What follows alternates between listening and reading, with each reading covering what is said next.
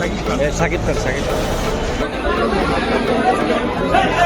দেশে ফিরেই অন্যতম ইতিহাস গড়লেন শাকিব খান। তাকে এক নজর দেখার জন্য বিমানবন্দরে লাখ লাখ মানুষের উপচে পড়া ভিড় লক্ষ্য করা যায়, যেটা দেখে শাকিব খান নিজেই অবাক। হাজার হাজার ক্যামেরাম্যান, অসংখ্য জনতার ভিড়। একজন অভিনেতার কতটা জনপ্রিয়তা থাকলে এমন কিছু হতে পারে একবার নিজেই ভাবুন।